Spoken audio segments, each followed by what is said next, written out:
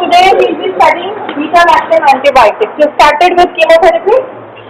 ठीक है, बाकी जगह क्या क्या पढ़ने माइक्रोबायोलॉजी में स्टार्ट किया, एंटीमाइक्रोबियल का कुछ जनरल एंटीबैक्टीरियल नो स्टार्ट हो गया है, तभी हमने ये एक्सपीरियंस किया।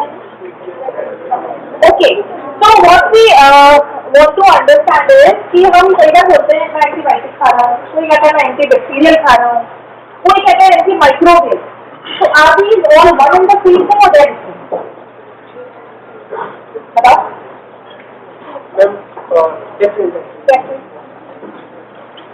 एक माइक्रोब पे अटैक करती है और एक बैक्टीरिया पे और एक एंटीवायरल वायरस पे। एंटीबायोटिक क्या होता है? हम ज्यादा बोलते हैं antibiotic. Antibiotic is obtained from the organism or living organism, whereas antimicrobial could be synthetic and yes, you have to remember this. ये हम अक्सर भूल जाते हैं क्योंकि bacterial, antiviral, antimicrobial they are self-explanatory. But antibiotic क्या होता है? It is anything which is extracted from one microorganism and it is acting on another microorganism. ये आपको ध्यान रखना है, उसी को एंटीबायोटिक बोलते हैं। ऑलराइट, तो ये ध्यान रखना बहुत जरूरी है। सो आज का क्या क्या कंटेंट है? सबसे पहले व्हाट इज एंटीबायोटिक, देन अभी कौन सी पढ़ी है तुमने एंटीमाइक्रोबियल? सल्फोनामाइड एंड कोट्राइमॉक्सोजोल, गुड, पूरा पढ़ लिया। ओके, बताओ कैसे एक्ट करता है सल्फोनामाइड? यस प्लीज, इधर से अगर कोई बोलना चाहता है तो।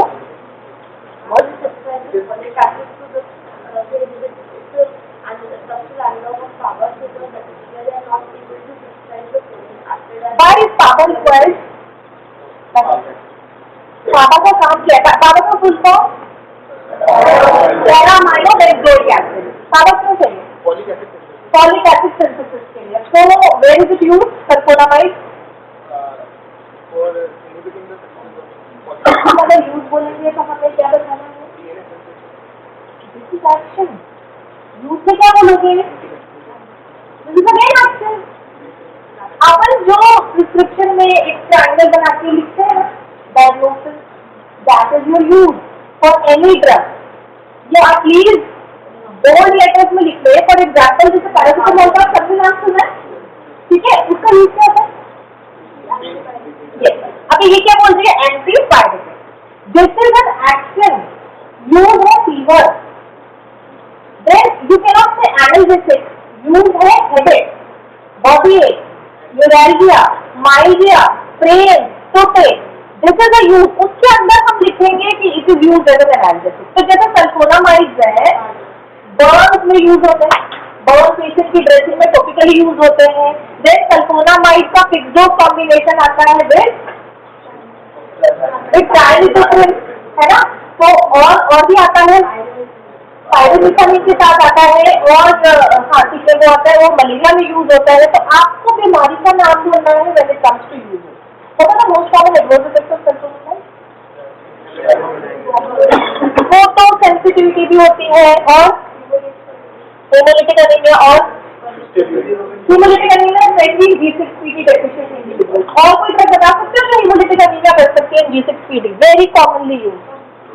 क्लोरोक्विन हम सब खाते हैं मलेरिया में, ओटीसी ड्रग है, कोई प्रिस्क्रिप्शन की भी जरूरत नहीं होती है, but we need to be aware of it. Alright, बैठ जाओ। सो बीटा-लैक्टम एंटीबायोटिक्स पढ़ेंगे नाउ। एंटीबायोटिक्स पहले शुरू में थोड़ा सा तुम्हें पता हो, an antibiotic is an agent which is produced by one microorganism and which either inhibits or kills the other microorganism. अगर inhibit करेगा ग्रोथ को तो उसको बैक्टीरियोस्टैटिक बोलेंगे, और अगर किल करेगा तो उसको बैक्टीरियोसाइडल बोलेंगे। ऑलराइट, सबसे ज्यादा बेहतर होता है ऑब्वियसली साइडल इज मोर पोटेंट, है ना, वो ज्यादा इफेक्टिव है।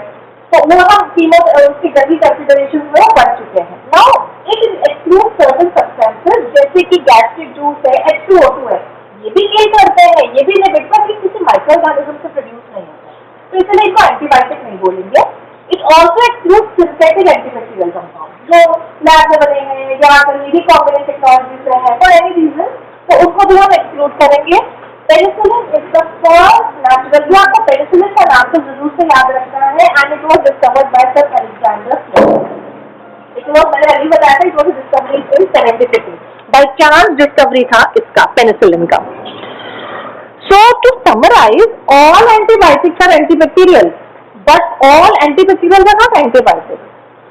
ठीक है, जितने भी एंटीबायोटिक्स हैं वो सारी की सारी तो बैक्टीरिया पे काम करती ही है, क्योंकि ऐसी मुश्किल है जो कोई और पे काम करती है। बट ऐसा नहीं है कि जितनी भी एंटीबायोटिक बैक्टीरियल है सारी की सारी एंटीबायोटिक है, क्योंकि सारी एंटीबैक्टीरियल, अभी हमने देखा सल्फोनामाइड है एक एंटीबायोटिक, पर वो मतलब एंटीबैक्टीरियल है, but it is not an antibiotic, वो सिंथेटिकली मिल रही है, तो दूसरे माइक्रो ऑर्गेनिज्म से नहीं मिली है। All antibiotics are medicine, but all antibacterial are not medicine. Are you getting it? जैसे कि सोप्स है, डिटर्जेंट्स है, वो मेडिसिन नहीं है ना, वो हम खाते तो नहीं है, पर वो एंटीबैक्टीरियल है, वो हमारा सरफेस डिसइंफेक्शन कर रही है। सो ये थोड़ी सी कंफ्यूजिंग चीजें हैं, they sound simple but when it is asked in viva तो थोड़ा सा कंफ्यूज हो जाते हैं, तो आपको ये ध्यान रखना है।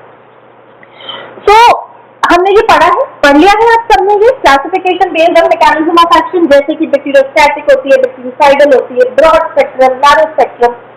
अभी जो तुम्हारे ये सब में स्पेक्ट्रम लिखा है ना, एंटीबैक्टीरियल स्पेक्ट्रम, उसको कॉमा करके बहुत सारे लिखे गए हैं, और उसका तुम्हारे को पढ़ने का मन भी नहीं करता होगा, याद शायद पढ़ भी रहे हो, आई डोंट नो, पर अगर पढ़ना भी चाहोगे तो तुमको लगेगा कैसे याद करें, उसको याद करने की जरूरत नहीं है, तुम याद रखो उसके थेरेप्यूटिक चीज। अगर तुम्हें ये याद है ना कि वो ट्यूबरकुलोसिस में एक्टिव है, ड्रग ऑफ चॉइस है, तो माइक्रोबैक्टीरियम ट्यूबरकुलोसिस तुम अपने आप लिखोगे, क्योंकि तुम माइक्रो में पढ़ रहे हो धीरे धीरे, जीनस स्पीसीज, तुम्हें सब याद हो जाएगा। अगर तुम्हें पता है कि वो टाइफाइड में यूज होता है तो तुम सैल्मोनेला टाइफाइड खुद से लिख दोगे, तो तुम उसमें वेस्ट मत करो अपना टाइम, तुम जानते हो ड्रग ऑफ चॉइस है तो तुम स्पेक्ट्रम में खुद से लिख दो, और वैसे भी तुम्हारी कोई ऐसे आउटलाइन क्वेश्चन नहीं आएगा कि इसका स्पेक्ट्रम लिखो, पर ये जरूर आ सकता है कि right the therapeutic use, right the adverse, मैं कहूँगा फार्माकोलॉजी। तो स्पेक्ट्रम हम नहीं पूछेंगे, वो एडिशनल हो सकता है, it is not the only thing which is going to be asked. So try to be smart कि हम कैसे पढ़ सकते हैं और हम कैसे याद रख सकते हैं, ठीक है। सो बैक्टीरियोस्टैटिक साइडल तो तुम्हें पता ही है, तो इसलिए हम आगे चलते हैं। ये तुम्हें जानते हो तुम कौन सी स्टैटिक है कौन सी साइडल है, लिस्ट पता है, तो आप प्लीज इस लिस्ट को थोड़ा सा नोट कर लो, क्योंकि क्या होता है हम पढ़ते सब अलग अलग चैप्टर्स में है, बट हमको ना याद नहीं रहता, क्योंकि हम इतना सारा कर नहीं पाते कि कहाँ समराइज करें, क्या क्या लिखे हैं, पॉजिटिव नेगेटिव भी है, ग्राम पॉजिटिव है, तो है, बैक्टीरिया है। स्टैटिक जो होती है ना, जैसे मैं तुम्हें एक हिंट देती हूँ, अभी अपन जो बीटा लैक्टम पढ़ेंगे ना, उसमें अपन 4 चीजें पढ़ेंगे, पेनिसिलिन पढ़ेंगे, सेफालोस्पोरिन पढ़ेंगे, मोनोबैक्टीरियम पढ़ेंगे और कार्बोपेनिन्स पढ़ेंगे। ये चारों के चारों बैक्टीरियोसाइडल, ठीक है। तो आपको 4 फर्स्ट 2 और नीचे के 2 देख लो, पेनिसिलिन, सेफालोस्पोरिन, मोनोबैक्टीरियम, कार्बोपेनिन्स, ये चारों बीटा लैक्टम होते हैं। सब में बीटा लैक्टम स्ट्रक्चर होता है, इस रिंग में, इसीलिए बीटा लैक्टम बोलते हैं। इन चारों का मैकेनिज्म ऑफ एक्शन भी ऑलमोस्ट सिमिलर है, थोड़ा बहुत डिफरेंस है कि एक ही क्लास की ड्रग है और ये सारी की सारी साइडल है।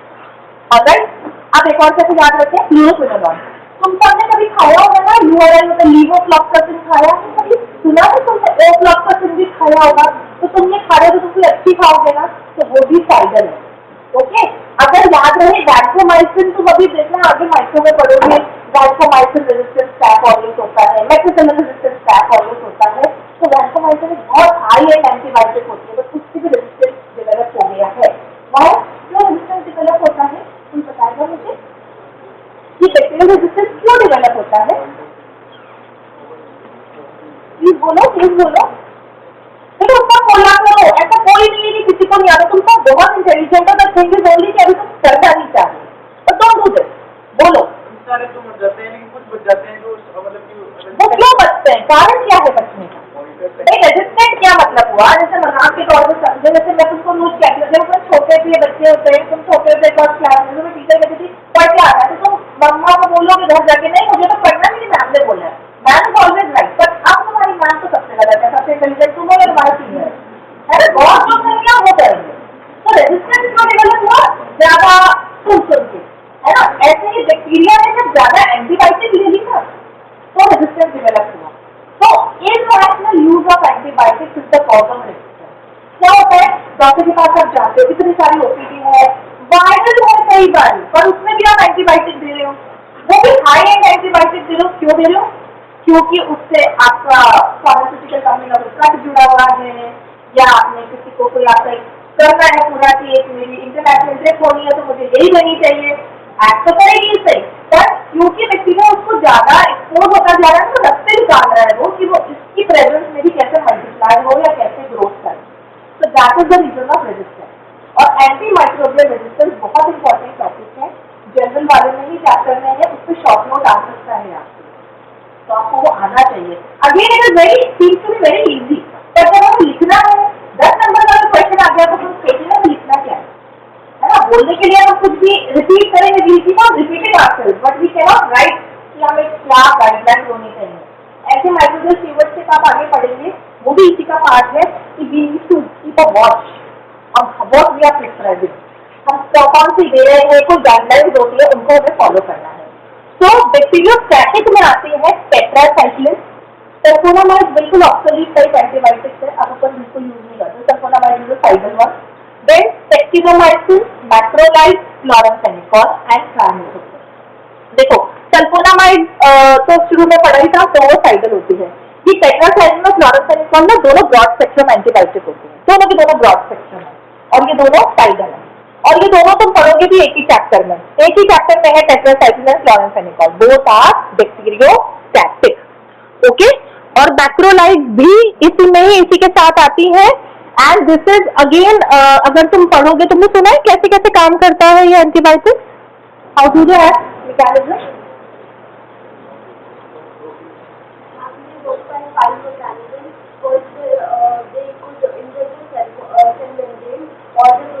हम बाहर से चलेंगे, सबसे पहले बाहर सेल वॉल होती है ना, तो सेल वॉल सिंथेसिस इनहिबिटर्स होते हैं, और अंदर आओ सेल मेम्ब्रेन। क्या होता है सेल मेम्ब्रेन? सेल मेम्ब्रेन में पोर्स बना देता है, सिंथेसिस का नहीं रोक करते पर पोर्स बना देते हैं, और मेटाबॉलिज्म इनहिबिट कर सकते हैं, और डीएनए सिंथेसिस है और प्रोटीन सिंथेसिस है। तो ये जो टेट्रासाइक्लिन है, ये क्लोरामफेनिकॉल है, और ये मैक्रोलाइड है, ये तीनों प्लस एक अमाइनो ग्लाइकोसाइड भी आप आगे पढ़ेंगे, नहीं पढ़ाऊंगी आपको। वो चार है जो प्रोटीन सिंथेसिस इनहिबिट करती है, पर चारों अलग अलग स्टेप पे प्रोटीन सिंथेसिस इनहिबिट करती है। प्रोटीन सिंथेसिस थोड़ा बहुत तो कुछ चैप्टर है, राइबोसोम में होता है, ये साइड मैं बताऊंगी तो बहुत चैप्टर में, मैं दो लूंगी उस दिन, अमाइनो ग्लाइकोसाइड भी मैक्रोलाइड भी, आई शो यू बोथ।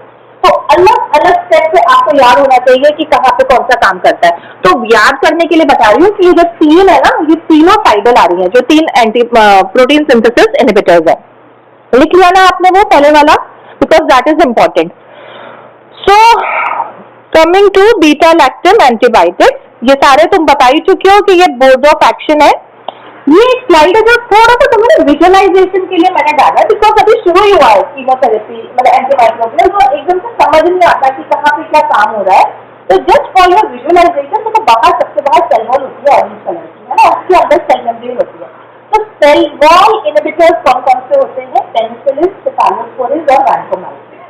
अब पेनिसिलिन, सेफालोस्पोरिन के साथ ना वो कार्बापेनिन और मोनोबैक्टीरियम भी साथ ही लगाना, वो चार चीजें बीटा लैक्टम में है, चारों सेल वॉल सिंथेसिस इनहिबिटर्स होते हैं।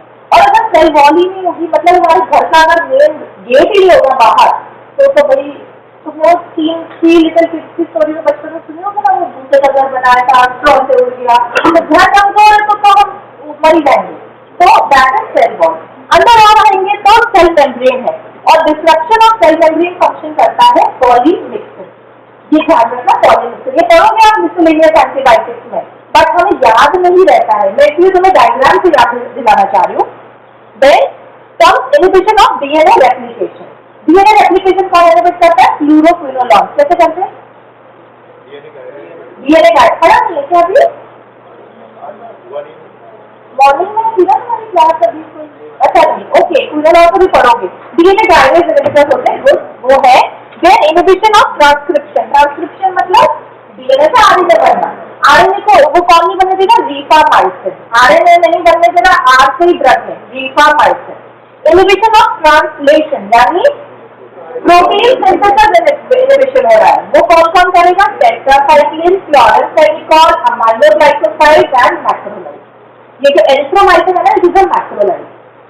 आपने सबने एरिथ्रोमाइसिन खाई होगी, सब खाते हैं ना, हम सोच रहे होते हैं 500 मिलीग्राम की, जिसमें एक ही गोली खाते हैं, हम पसंद करते हैं ना एक ही बार खाने, इजी है, तो ये याद भी रहनी है आपको दो, ठीक है। Erythromycin 500 milligram OD, that is a macrolide, okay. और उसी का भाई है एरिथ्रोमाइसिन, माइसिन माइसिन, ओके। ऐसे बहुत भी माइसिन है, बट थोड़ा भी तुम्हें याद कराने के लिए हम मोलिक्यूल बताएंगे, ठीक है। देयर आर मेनी और मोर माइसिन। and inhibition of metabolism sulfonamide में sulfanilamide is one of the derivatives of sulfonamide.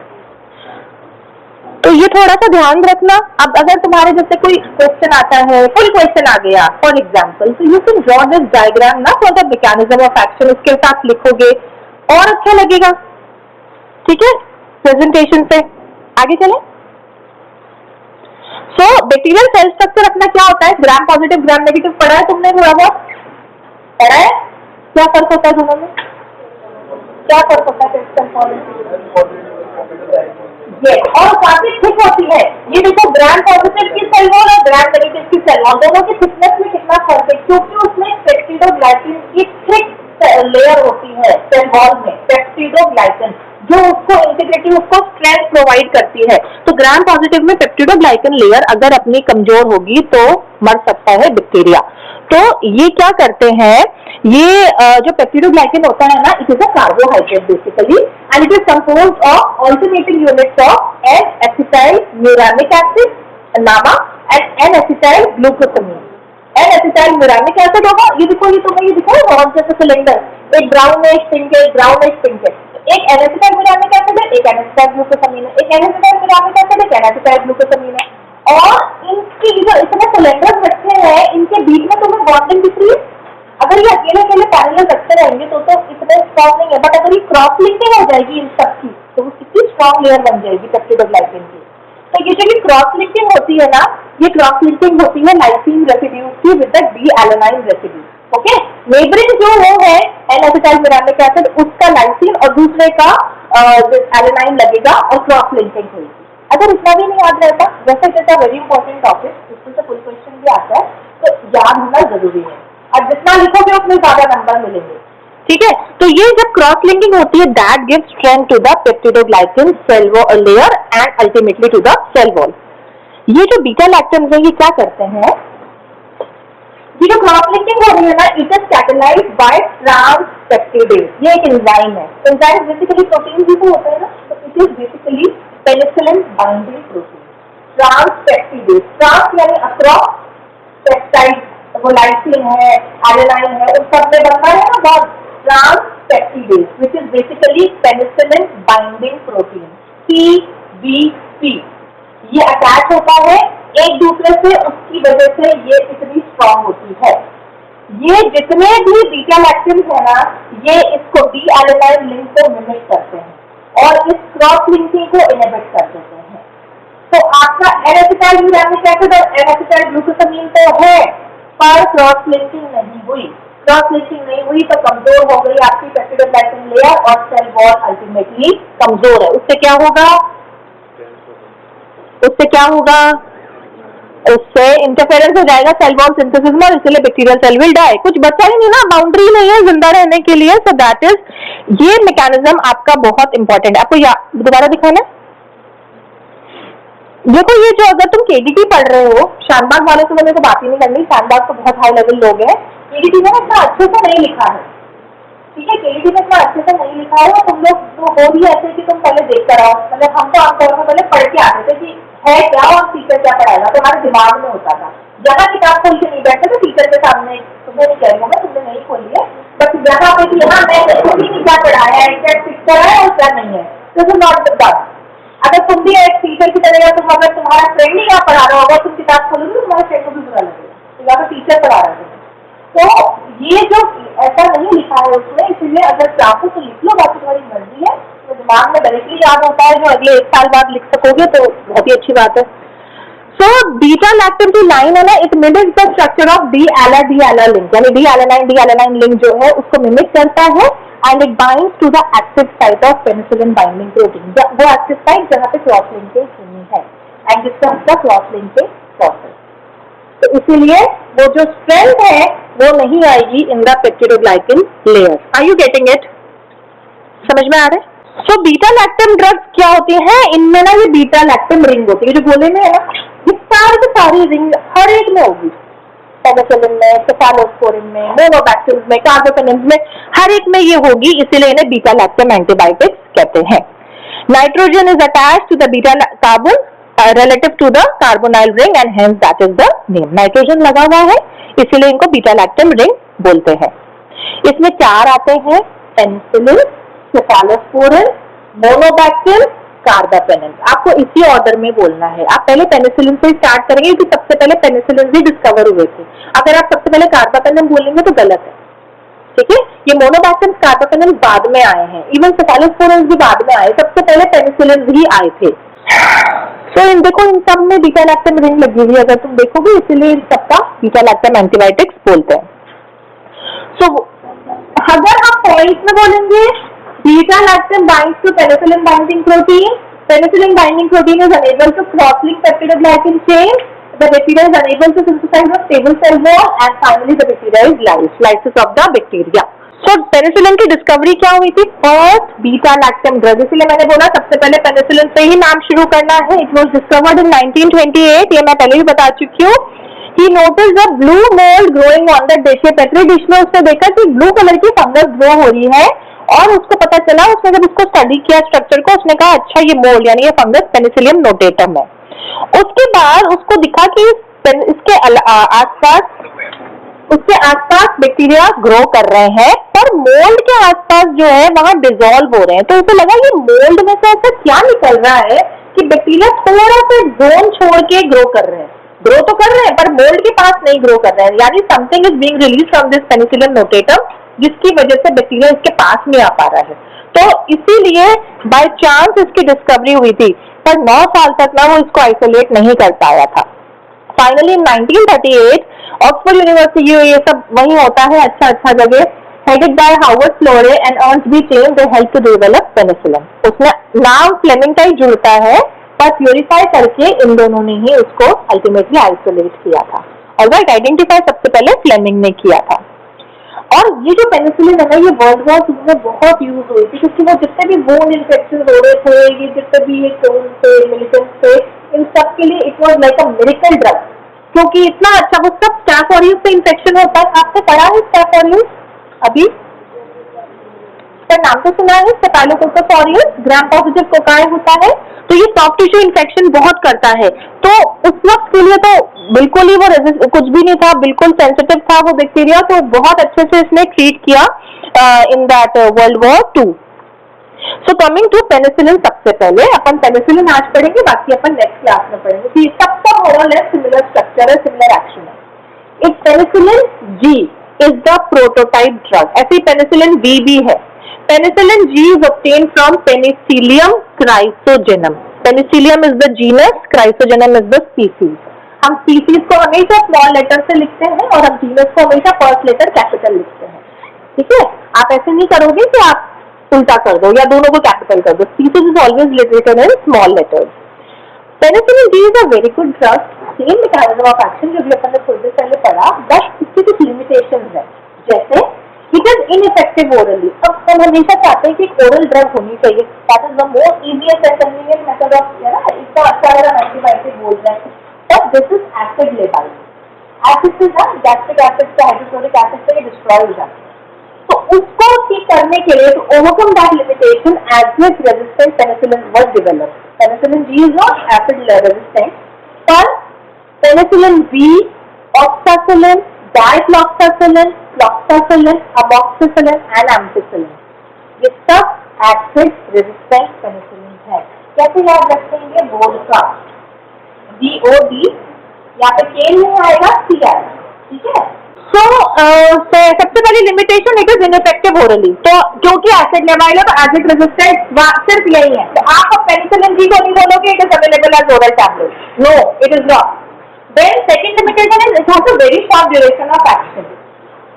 क्या होता है ना, ये बहुत जल्दी एक्सक्रीट आउट हो जाती है हमारी बॉडी से, तो इसके लिए बेंजाथीन या प्रोपियन ग्रुप ऐड करते हैं विद पेनिसिलिन, या हम क्या कर सकते हैं, हम पेनिसिलिन G को प्रोबेनोसिड के साथ दें।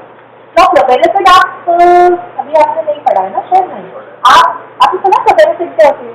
क्या होती है? क्या डिक्रीज करती है? आपने डायनेमिक्स में पढ़ा है एक्सक्रीशन में कि पेनिसिलिन यूजुअली क्या होता है, हमारी बॉडी की टेंडेंसी, जस्ट टू रिवाइज, जिन्होंने नहीं याद है, हमारी बॉडी में जो किडनी में रीअब्जॉर्प्शन होता है, हम री क्यों लगाते हैं कि वो दोबारा अब्जॉर्प्शन होता है। एक बार अब्जॉर्प्शन इंटेस्टाइन में हो चुका है, again it is getting reabsorb. हमारी बॉडी की टेंडेंसी होती है कि वट एवर इज एंडोजेनस, जो हमारी बॉडी में बनता है ना, उसको हम रीअब्जॉर्ब हमारे शरीर में वापस करते हैं। And what ever is exogenous, जैसे हम कोई ड्रग खा रहे हैं या कुछ भी बाहर का है तो उसको वो एक्सक्रीट करती है, उसे रीअब्जॉर्ब नहीं करती है। नो प्रोबेनिस्टेड, ये ओएटीपी पता है ना, ऑर्गेनिक एनायन एसिड ट्रांसपोर्ट है ना, उसको ये सिस्टम को ब्लॉक करती है प्रोबेनिस्टेड। तो उसकी वजह से क्या होता है, एंडोजेनस सब्सटेंस का रीअब्जॉर्प्शन रुक जाता है और एक्सोजेनस का एक्सक्रीशन रुक जाता है।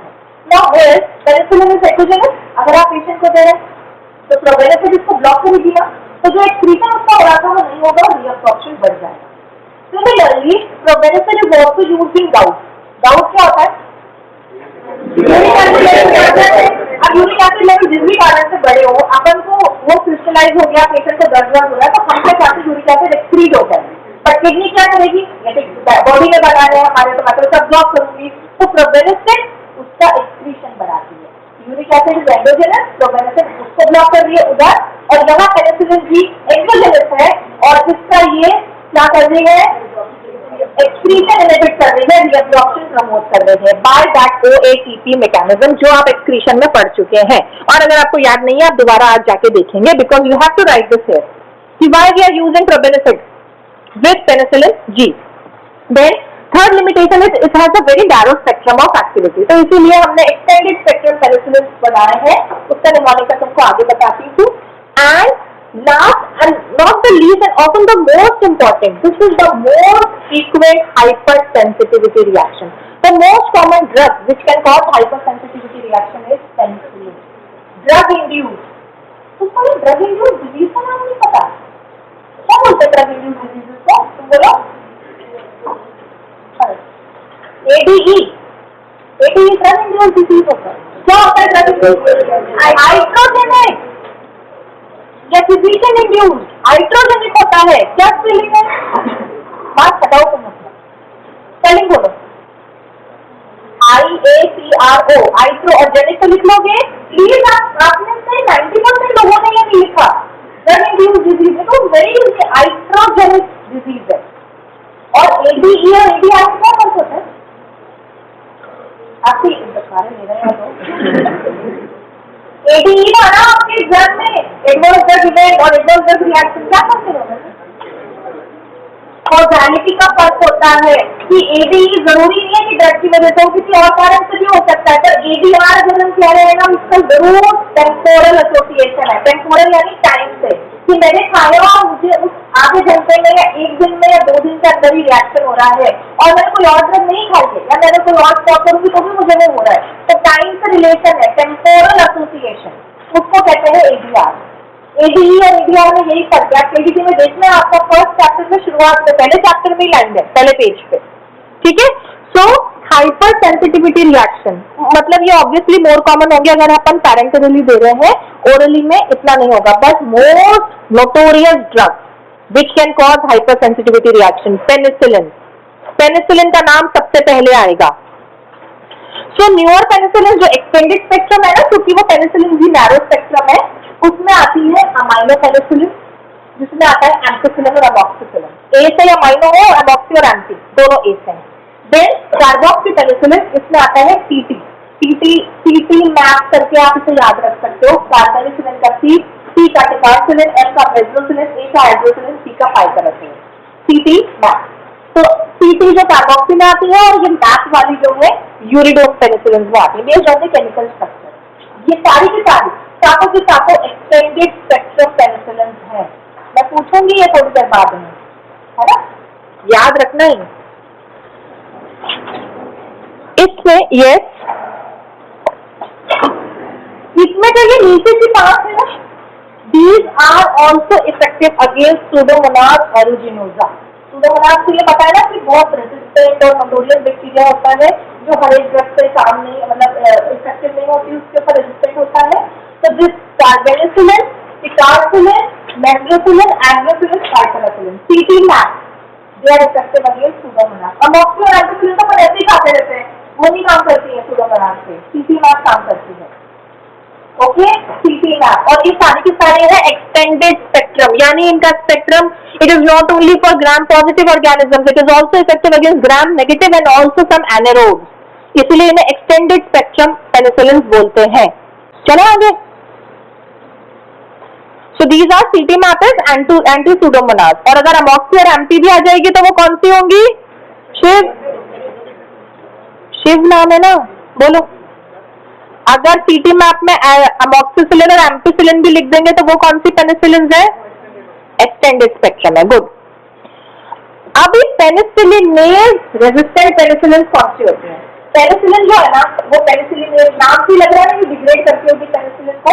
पेनिसिलिनेज रेजिस्टेंट पेनिसिलिन, यानी ऐसी पेनिसिलिन है जो पेनिसिलिनेज से भी नहीं टूटेंगी, क्योंकि बैक्टीरिया क्या करेगा, कभी का रेजिस्टेंस से आएंगे। पर वो बहुत ब्रॉड टॉपिक है, हम बाद में पढ़ाएंगे। अपन को ये पता है कि ये अटैक करती है, तो अपन को इसी का ही तो सोचना है ना। जैसे कि तुम्हें पता है कि मैं इस दरवाजे से आती हूँ, तो तुम मेरे आने से पहले उधर से निकलते हो, यहाँ से थोड़ी निकलोगे, नहीं निकलोगे ना, पकड़े जाओगे। तो बोल दूंगी, सुनाऊंगी, जबरदस्ती दिखा दूंगी, तुम उधर से जाओगे, या तुम आओगे, या तुम्हें पता है कि teacher 5 minute, you know that. तो ऐसे बैक्टीरिया भी जो मैकेनिज्म है ना एंटीबायोटिक का, उसका तोड़ निकालता है। जैसे यहाँ पे क्या हो सकता है, मैकेनिज्म क्या है, ये पीजीपी से बाइंड होता है ना, तो वो पीजीपी ऑल्टरनेट कर दे, आइडेंटिफाई नहीं कर पाएगा, ठीक है। उसने अपनी वही चेंज कर दी पेनिसिलिन बाइंडिंग प्रोटीन, या उसने इक्लेक्स कर दिया अंदर आकर ही, तो मतलब इक्लेक्स उसमें तो नहीं होगा क्योंकि ये तो सेल वॉल पे काम कर रहा है। अगर वो अंदर कहीं प्रोटीन सिंथेसिस कर रहा था, इनहिबिट कर रहा था, तो उसका इक्लेक्स करा दिया। तो that depending on the mechanism. तो अगर आपको मैकेनिज्म याद है ना, आप रेजिस्टेंस अपने आप लिख सकते हैं। अभी अब मैं बताऊंगी तुम्हें एग्जांपल कैसे करना है। सो पेनिसिलिनेज रेजिस्टेंट पेनिसिलिन होती है oxacillin, cloxacillin, dicloxacillin, nafcillin and methicillin. Methicillin again staph aureus के अगेंस्ट बहुत एक्टिव है, तो ये याद रखनी है। मेथिसिलिन स्टैफ ऑरियस के अगेंस्ट एक्टिव रहती है। So coming to the clinical uses of penicillin. Penicillin G is the drug of choice for syphilis. Syphilis सुना है ना, निस्टेरिया गोनोरिया उससे होता है, जिससे होता है ट्रेपोनेमा पैलिडम। गुड। तो इसमें aqueous penicillin G is the drug of choice. इसके अलावा methicillin, nafcillin, oxacillin and dicloxacillin they are used in treatment of staph aureus. I know it might be मतलब थोड़ा सा तुम्हारे लिए ओवरबर्डन हो रहा होगा, पर मैं तुम्हें अभी 1-2 मिनट पे छोड़ दूंगी क्योंकि आज काफी सारा हो गया। But you have to remember all this. This is the minimum that I have put. इससे मैं इससे कम में नहीं लिख सकती थी, पर तुम्हें एग्जाम में से ज्यादा लिखना है। So methicillin, nafcillin, oxacillin and dicloxacillin they are used in treatment of staph aureus. Methicillin resistance has developed क्योंकि बहुत इर्रेशनल यूज हो रहा था और ऑल्टरनेट कर दिया था उसने पेनिसिलिन बाइंडिंग प्रोटीन्स को वो स्टैफ ऑरियस में। तो इसीलिए ऐसे ऑर्गेनिज्म को अपन ट्रीट करते हैं बाय वैंकोमाइसिन और टिकोफ्लैमिन। अभी जब हम देख रहे हैं कि वैंकोमाइसिन इस तरह रेजिस्टेंट पे एक्ट कर रहा है, तो ऑब्वियसली वो स्टाइडल ही होगा ना, स्टैटिक तो नहीं हो सकता। तो लर्न टू कोरिलेट कि मैं कैसे याद रख सकती हूँ, क्या रख सकता हूँ, ठीक है। तो जो मेथिसिलिन रेजिस्टेंट होते हैं MRSA, methicillin resistant staph aureus, उसको किससे ट्रीट करोगे? वैंकोमाइसिन और टिकोफ्लैमिन से। Ampicillin is the drug of choice for Listeria meningitis and urinary tract infection which is caused by Enterococcus faecalis. इन सबकी एक्टिविटी एनहांस होती है बाय बीटा लैक्टमेज इनहिबिटर। ये जो क्लैविलिनिक एसिड है ना, जो अपन अब नेक्स्ट क्लास में पढ़ेंगे, it is a beta lactamase inhibitor, यानी बीटा लैक्टम को टूटने नहीं देगा एंटीबायोटिक को, प्रोलॉन्ग कर देगा उसकी लाइफ को। तो सिनर्जिस्टिक एक्शन है। पाइपेरासिलिन, पिकारसिलिन, कार्बेनिसिलिन, ये टीटी मैप है, ठीक है, TT map, they are used against pseudomonas. तो तुमने ऐसे एक सेंटेंस लिख दिया, बट है वही, सी से कार्बेनिसिलिन, टी से ticarcillin, mezlo, azlo, piperacillin, they are active against pseudomonas aeruginosa. ये कुछ और कर रहा है बीच वाला लड़का, दोनों लड़के उसकी जगह देख रहे हैं। क्या कर रहे हो तुम लिख रहे हो, पढ़ाई कर रहे हो, क्या कर रहे हो? अरे वो बीच वाला लिख रहे हो, तो तुम अपनी कॉपी क्यों नहीं देख रहे हो? So penicillin G drug of choice क्या होती है, लास्ट में से याद कर लेना। एल से लेप्टोस्पायरा, ए से एक्टिनोमाइसिस, एच से स्ट्रेप्टोमाइसिस, एस से एक और स्टेफाइलोकोकस, सी से ट्रेपोनेमा, जो ट्रेपोनेमा सिफिलिस भी करता है, योर्स भी करता है, सी से टेटनस में भी यूज होता है, एल से मेनिंगोकोकस और ए से एंथ्रैक्स। तो आपको जब ये याद है तो आप यहाँ से स्पेक्ट्रम अपने आप निकाल सकते हैं लास्ट मैन से, है ना। So what are adverse effect? सबसे पहला एडवर्स इफेक्ट अगर आपको बोलना है तो हाइपर सेंसिटिविटी रिएक्शन बोलना है, इंक्लूडिंग सीरम थिकनेस। ये हाइपर सेंसिटिविटी रिएक्शन पढ़ा है क्या तुमने कभी? टाइप कितने होते हैं? कौन से? टाइप 1 कौन सा होता है? इमीडिएट वाला होता है, IgE इमीडिएटेड, रिएजेंट एंटीबॉडी इमीडिएटेड। तो ये टाइप 1 हाइपर सेंसिटिविटी ही होता है, इमीडिएट होता है ये, इमीडिएट। इंफ्यूजन लगाया तुमने पेनिसिलिन का, उसको एकदम से क्या होगा हाइपर सेंसिटिविटी है ना, हाइपर सेंसिटिविटी हो जाए यहाँ पर। हाइपर सेंसिटिविटी तो शुरुआत में रैशेज होंगे, अर्टिकेरिया होगा, उसको लगेगा कि मेरे को सांस नहीं आ रही है, breathlessness, then finally it will go to dyspnoea. Alright, तो अब तुम क्या करें, फिर नहीं देंगे पेनिसिलिन, हाइपर सेंसिटिविटी रिएक्शन होता है तो फॉर्मेशन बहुत अच्छी होती है।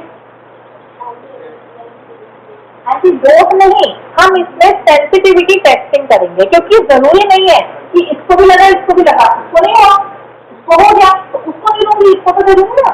तो हम क्या करेंगे, हम अपने भी स्मॉल वॉल्यूम 0.1 ml इंट्राडर्मली लगाते हैं फोरम। आपने जब आईडी पढ़ा था इंट्राडर्मल तो बताया था ना, 120 cc लगता है इंट्राडर्मल और एक सेंसिटिविटी टेस्टिंग होती है। तो अपन इंट्राडर्मली फोरआर्म पे लगाएंगे और वो है ना हम पेन से गोला लगाएंगे कि वो दिखेगा थोड़ी थोड़ी देर बाद में। अगर ढंग से प्रिक करोगे तो कोई यहाँ पे तुम निशान या जख्म तो करोगे नहीं प्रिक का, तो यहाँ पेन से गोला लगाएंगे और 30 मिनट तक उस पेशेंट को ऑब्जर्व करेंगे कि भाई उसका बीपी ठीक है, क्या होगा, बीपी को हाइपोटेंशन होगा है ना, अगर शॉक में जाएगा तो, और उसको सांस में दिक्कत तो नहीं हो रही, गैसेस तो नहीं हो रही, वाइटल सारे स्टेबल है या नहीं। अगर उसको कुछ नहीं होता है ना, फिर अपन उसको इंफ्यूजन लगाते हैं, क्योंकि जब आईवी लगा रहे हो आप तो डायरेक्टली जा रहा है, फिर अपन उसे बचा भी नहीं सकते हैं। जितना चला गया वो तो चल ही गए और सीधे हार्ट और ब्रेन पे ही जाएगा वो, तो वो तो मरेगा ही मरेगा अगर हाइपर सेंसिटिविटी रिएक्शन हो सकता है तो और अगर उसको हो गया तो क्या करेंगे? अगर उसको हो गया तो क्या करेंगे? बोलो बोलो, उसको बोलो। Yes, very good. एपिनेफ्रिन पढ़ा है तो तुमने? एपिनेफ्रिन मैं पहले बता चुकी हूँ, तो प्लीज मैं दोबारा बता रही हूँ, क्योंकि क्या है ना कुछ बच्चे नेक्स्ट बताना चाहता हूँ।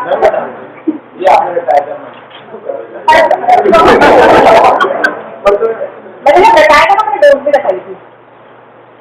अच्छा मुझे तो तुम रूट बता दो बस।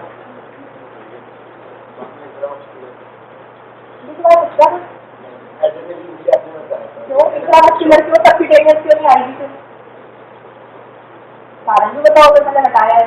ये बताओ, ये हमारी आईएस से जा रहा है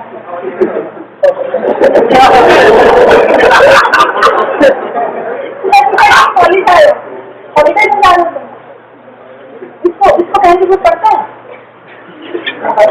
वहाँ जाओगे लाइट ब्लू कलर की शर्ट पहन के जाओगे, जब हमारे आईएस जाओगे। क्या नाम है तुम्हारा? विशेष। विशेष कपड़े पहन के आया, बताओ।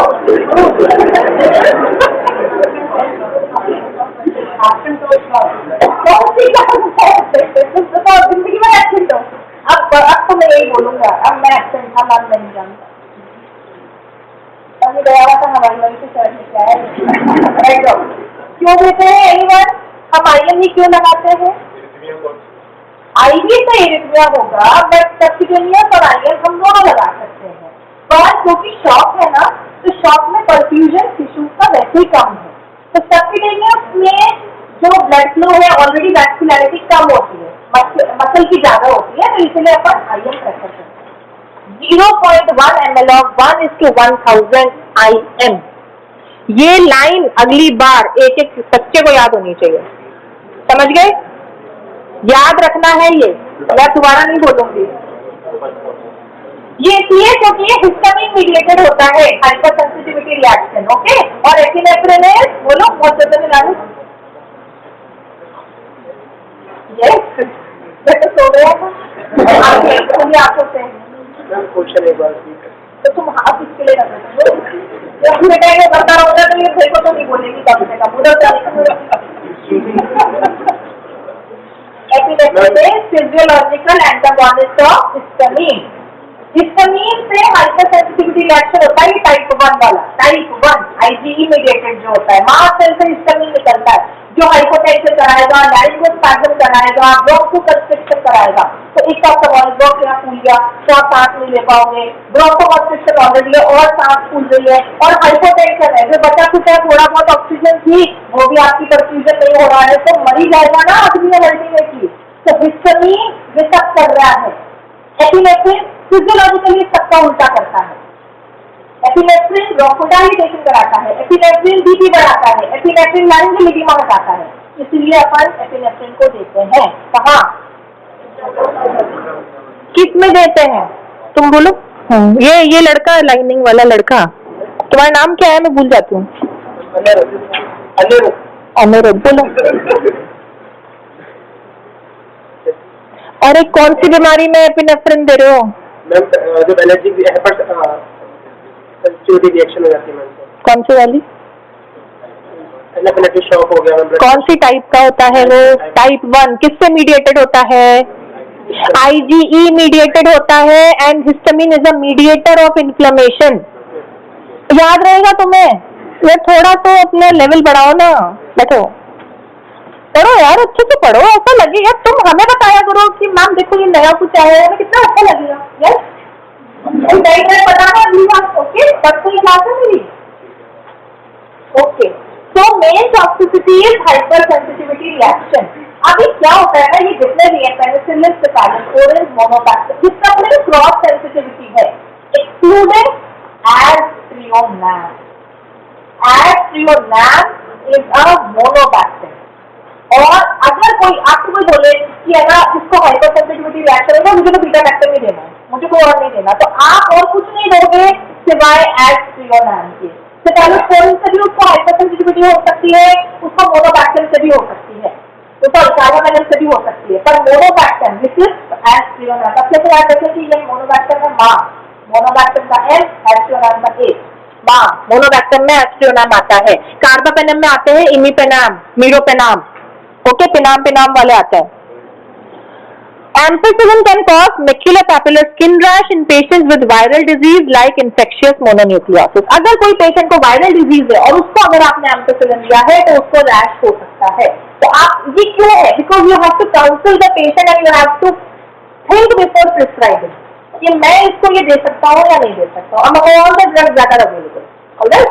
Then methicillin can cause interstitial nephritis. एक और ऑर्गन की बीमारी होती है, रुको बताओ कौन?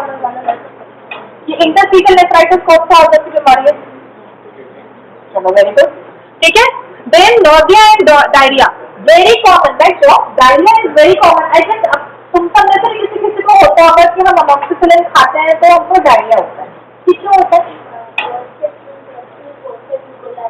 ये? तो जो अपना नॉर्मल फ्लोरा है, नॉर्मल इंटेस्टाइनल फ्लोरा, तुमने टीवी देखते हो थोड़ा बहुत ओटीटी के अलावा, नॉर्मल टीवी जिसमें एडवर्ट भी आता है, उसमें याकुल्ट का ऐड आता है, Yakult good bacteria, what it is the जो अपना नॉर्मल फ्लोरा है वो है वो।